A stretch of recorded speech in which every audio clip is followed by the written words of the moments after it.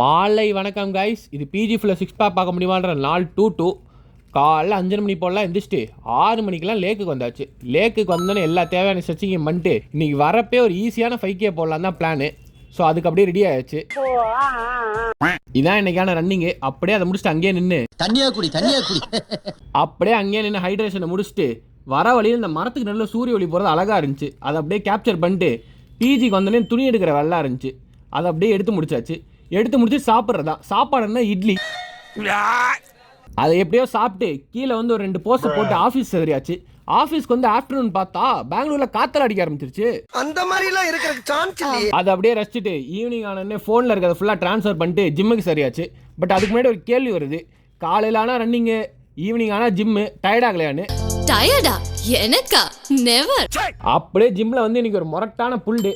அடுத்த ஒரு பங்கமான late exercise சொல்கிறேன், எல்லாரும் நோட் பண்ணிக்கோங்க. சிங்கிளாம் கிராஸ் பாடி லேட் புல் ஓவர். ஐசோலேஷனுக்கு சரியான எக்ஸசைஸாக இருப்பான். கரெக்டான பொசிஷன் பிடிச்சி லேட்டை லாக் பண்ணி ஃபீல் பண்ணி பண்ணிங்கன்னா லேட்டோட விங் ஸ்பேன் சும்மா சரியாக இருக்கும். உங்களுக்கும் பங்கமான விங் ஸ்பேன் வேணும்னா இதை ஆட் பண்ணி ட்ரை பண்ணி பாருங்க. Can you catch my point? கடைசியாக பைக்கு 2 வேரியேஷனை போட்டு அப்படியே செக்கிங்ஸ் போனால் பையோட பம்பு சும்மா சரியாக இருந்துச்சு. அதை பார்த்துட்டே அப்படியே சிக்கனை வாங்கிட்டு நேராக ரூமுக்கு வந்து சாப்பிட்டு மட்டையாயிட்டு மகிழ்ச்சியாக இருங்க. புதுசாக பார்க்குற எல்லாரும் மறக்காமல் அதை ஃபாலோ பண்ணி தட்டிவிட்டுருங்க. உங்களை நாளைக்கு ஒரு வீடியோவில் சந்திக்கிறேன். போயிட்டு வாங்க.